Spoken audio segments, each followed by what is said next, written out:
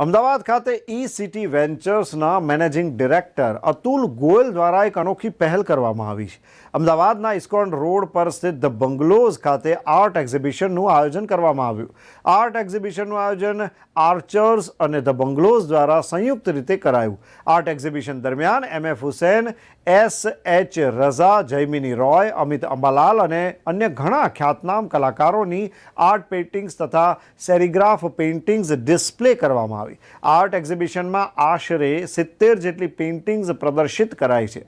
અગાઉ tennis court open કરીને art lovers માટે પેઇન્ટિંગ્સ ડિસ્પ્લે કરી હતી.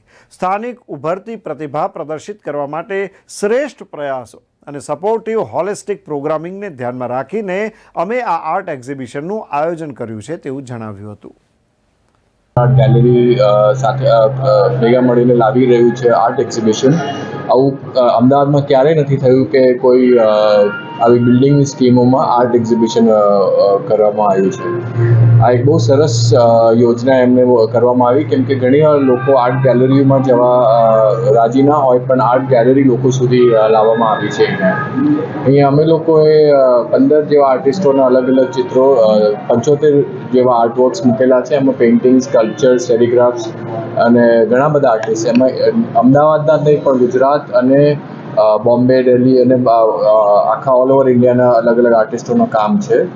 હવે દિવાળી આવી રહી છે અને લોકોને હમણાં ઘણું ઘર સજાવવાની ઈચ્છા હોય છે, એટલે આર્ટ લેવા માટે લોકો આવતા હોય છે. એટલે આ એક પ્રયત્ન છે જ્યાં આર્ટ ગેલેરી લોકો સુધી અમે ડાયરેક્ટ લઈ આવ્યા છે.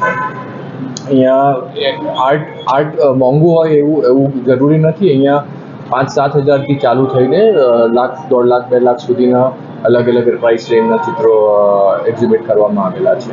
આ એક્ઝિબિશન આજે અને કાલે તમને ધ બંગલોઝમાં 2.5 થી 7.5 સુધી જોવા મળશે.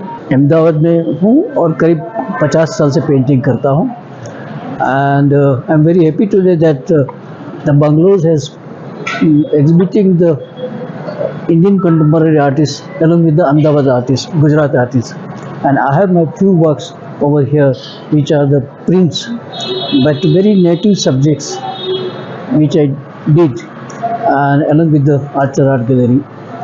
But I'm very happy that one of the building is exhibiting contemporary art in Ahmedabad.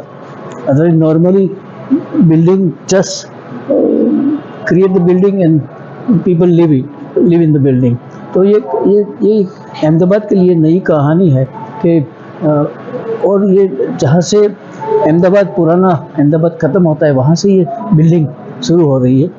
तो ये बिल्डिंग का एक जो कॉन्सेप्ट है आजकल के डिज़ाइन के हिसाब से बहुत नया है और उसके अंदर ये इस प्रकार का एक आर्ट एग्जिबिट करना हम सभी के लिए, एक आर्टिस्टों के लिए भी बहुत अजीब सा और नया है और अहमदाबाद के लोगों के लिए भी बहुत अच्छी चीज़ है कि हमारी कंटेम्पररी आर्ट देखने का यहाँ एक मौका मिल रहा है. तो I wish and I request to the all people of Ahmedabad or art lover, please visit this kind of show and I think it will be till tomorrow and these are the best Indian contemporary art. Some of them are original and some of the graphic prints. This graphic prints is their own quality and they are the graphic prints are originally worked equally to the original painting.